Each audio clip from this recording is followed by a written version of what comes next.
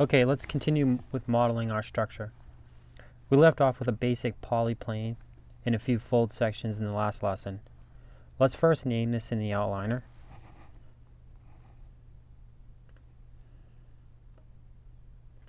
You can double click and let's name this FC for folding carton Osram.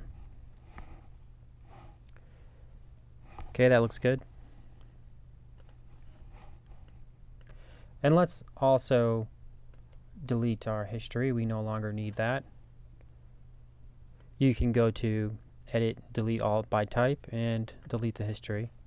I also have a shortcut key. It's really handy to create a shortcut key to save time for something like that. F to show the shaded view. Let's go back to the front view.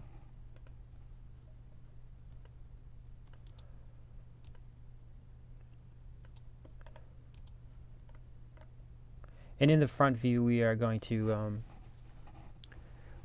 add some edge loops to create smooth subdivisions. I like to add the loops on the outside, so when it folds, it creates a nice natural polygon. I can show you what happens if we just hit 3 for the smooth view. It's something that's not working quite right here, and we will add more divisions along here to make this to look nice. Something like that. Staying consistent with the existing edges is definitely good.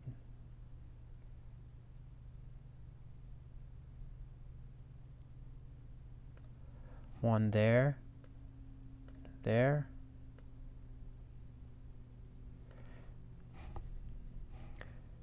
one's a little close. Let's move back and redo that one.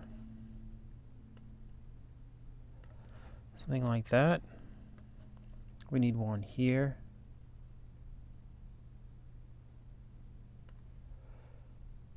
And here.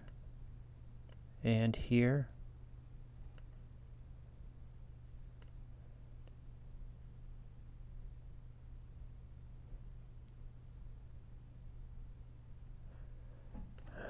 That's fine. Looks good there. Let's add one here. That one's a little far out, but that'll be fine. Let's add one down here. We need one here as well. Let's add one there.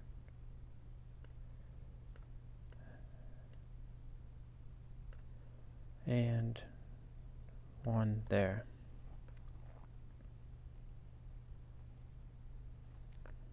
And we need one here.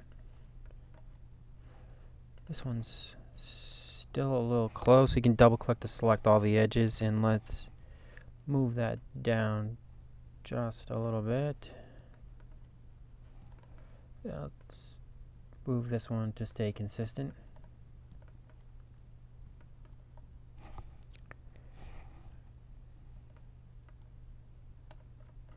Alright, that looks pretty decent. If we hit 3, that will give us a nice flow of polygons when we go into the subdivision mode, and that's exactly what I mean. I also like to add a split in the center of all of this, and I can show you how to do that now. If you hold down Shift and right click, it's Control on a Mac and right click and edge ring utilities to edge ring and split, and that'll split it directly down the middle. Let's do this here, just hitting G to re-invoke the command, and G to re-invoke the command. Same there and same there. Alright, that looks pretty nice. Let's go back to the object mode and let's delete the history. We no longer need that. We also no longer need the image plane that is in the background. My perspective camera moved. You can turn it off on the visibility tab right here, or you can go into the hyper shader. I'm just opening the hyper shader on this side panel here, but you can also access the hyper shader in the rendering editors under Hypershade.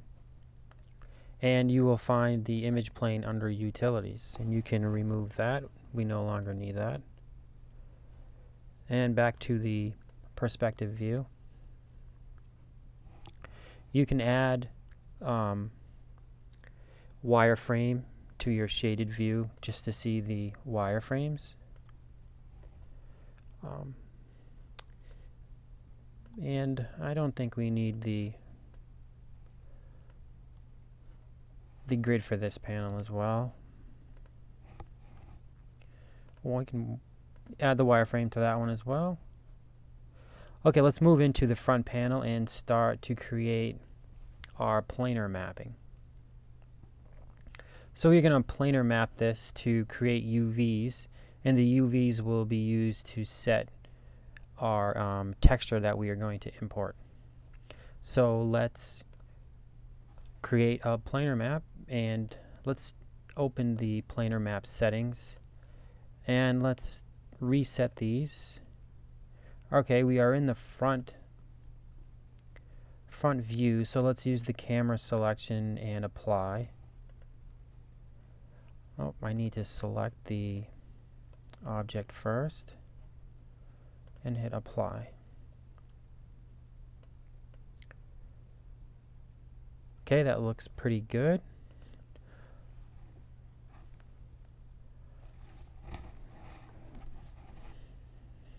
Maybe move this over just a little to ensure we get everything. I think we have everything. Now let's open the UV texture editor and see what we've created as far as a UV texture. Alright, this looks pretty good. Everything is in the window.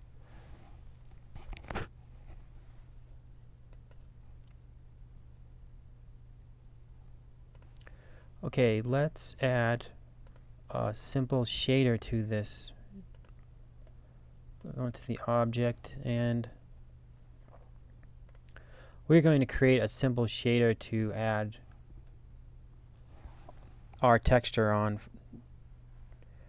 for the folding process, so we can get a good idea of how it's folding, and if some of the texture is off, we will know when we go through the folding process. So we can just use a simple blend material for this, and in the attribute editor we can name this. Let's name it FC Osram, and that will be a blend. Okay, that looks good. And in the color channel, we are going to pipe in a file. And let's open up the file in our source images. The source image that we are going to grab is the one that is named Die Lines, and this is a JPEG. This JPEG I created through Illustrator after doing the design work, and I saved this out. The resolution is around 150, and the dimensions are squared at 1500K. I think that will be fine for a placed image in here. You can definitely go higher for a better quality. I usually use around 3K for a nice resolution and But this one will work fine at 1500. Let's open that. And we do not need a filter type for this. That's fine. Let's now add, you can add the blend material or any material by either middle mousing and dragging, or you can right click if you have your material selected and assign to the material. And hit 6 on your keyboard to show the texture. And right now the texture is going through to the other side, but that is fine for now. Let's move back to the UV texture editor.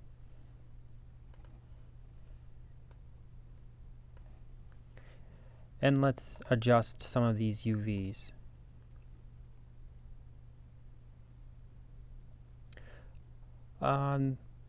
It's hard to see the folding, the edges, so let's dim the image down, something like that, and this will also remove or hide the image. And to adjust the UVs, we can right click and go to the UVs. The UVs will come up as green, something like that. Okay, I'm running out of time right now, but in the next lesson we will go over moving these UVs to fit the texture properly, and we will do some extrusions to get ready for the folding process. Alright, thank you and stay tuned.